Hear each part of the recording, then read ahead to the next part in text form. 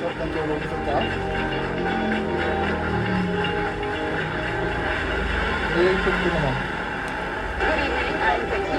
Asking the right questions. What can you share us about the conversation? The Look into that possibility. Grabe naman eh. study that you looked into. Lagi naman eh. Getting the most honest answers. We have to show the people we are here.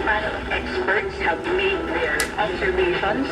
Well, Ayaw ko na. It's a no, it's a no. Can you kindly explain to us? on point. Mondays to Fridays on BNC, the Billionario News Channel. Tell us, Danny, what's going on? I think the common misconception with this generation is we're all using dating apps. But I think with Gen Zs, people already have organic encounters. We're actually going out of the apps already and like going to community events, run clubs, to meet new people.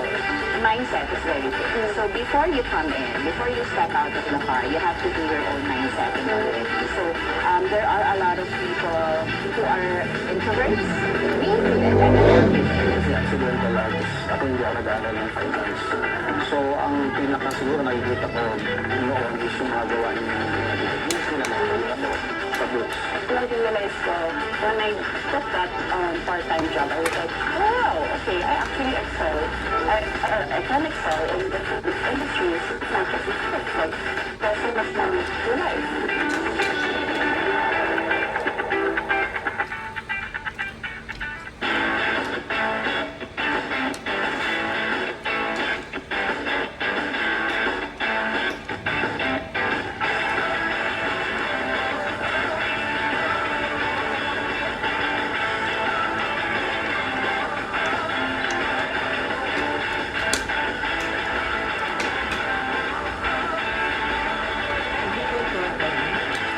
Well, just been reading the testimony later and then viewing this.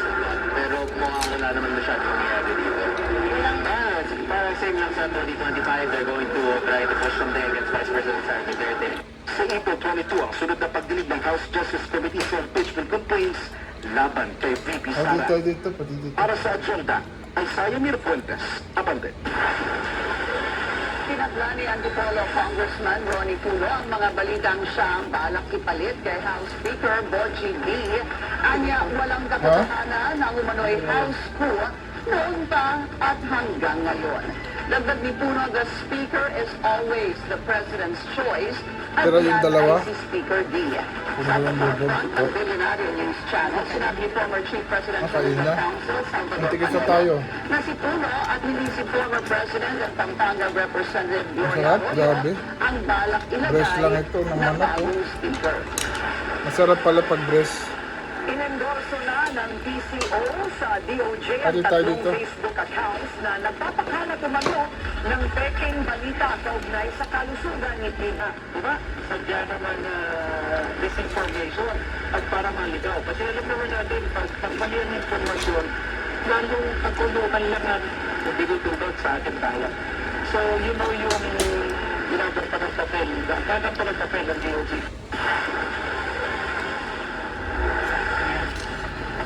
Update naman tayo sa lagay ng panahon mula sa ating ka-weather DNC resident meteorologist, Denison Estareja. Denison? Purina, patuloy na naramdaman sa bansa ang mainit na panahon dahil pa rin sa high pressure area malapit po dito sa may Northern Luzon habang nananatiling malayo at walang epekto ang bagyong Singapore sa lakas ng Philippine Area of Responsibility. Nagsisimula na itong pumilos pahilaga along the Mariana Islands at patuloy pang hihina habang patungo ng North Pacific Ocean. Base na sa naobserbang heat index ng Pag-asa, tumabot pa rin sa 42 degrees ang naramdaman ng init dito po sa may Dagupan, Pangasinan at Pili, Camarines Sur, habang 41 degrees naman sa may Iwan, Eastern Samar at Cotabato City. Bukas, araw ng Huwebes, papalo pa rin sa 41 degrees at 40 degrees yung mga nabagid natin na lugar kanina. Sa araw po ng bukas, habang pagsapit po dito sa may Quezon City, papalo pa rin sa 36 degrees yung mararamdamang init.